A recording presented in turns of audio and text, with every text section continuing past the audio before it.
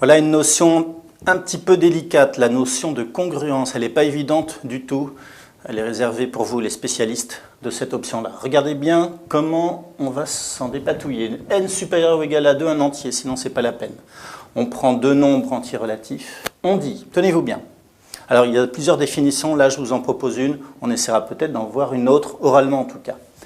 A est congru, congruence. A est congru à B modulo n. Alors je m'arrête tout de suite parce que modulo, vous connaissez déjà avec les angles modulo de pi. C'est le même modulo, sous-entendu à 2 pi près. On va reparler de ça ensuite. A est congru à B modulo n, si et seulement si B moins A, donc la différence entre les deux, est un nombre divisible par n. Une autre façon de dire, c'est que A est congru à B modulo n si et seulement si les deux nombres A et B ont le même reste par la division euclidienne par n. C'est-à-dire si on fait A divisé par n, on trouve un certain reste, B divisé par n, on trouve un certain reste, et il faut que ce soit le même. Voilà une autre notion d'aborder la congruence. Soit vous dites l'écart entre les deux, la différence entre les deux est un multiple de n, est divisible par n, pardon, ou bien vous pensez en termes de reste de division euclidienne qu'ils ont le même reste. Et c'est surtout cette deuxième définition d'ailleurs qu'on utilise dans les exercices.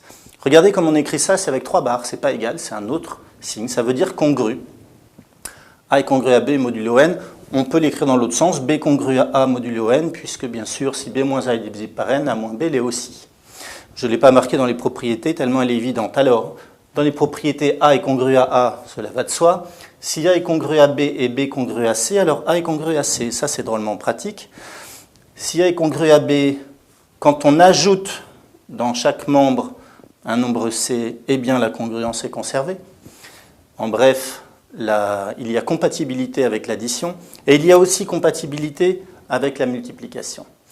Et comme on ne divise jamais dans les cours d'arithmétique, il n'y a pas compatibilité avec la division, c'est important de le préciser, c'est-à-dire ne faites pas si A est congru à B, alors A sur C congru à B sur C, ça ce serait une catastrophe.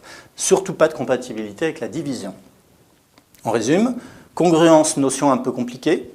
L'idée c'est que deux nombres ont le même reste par une division euclidienne, ou bien que la différence est un multiple de n.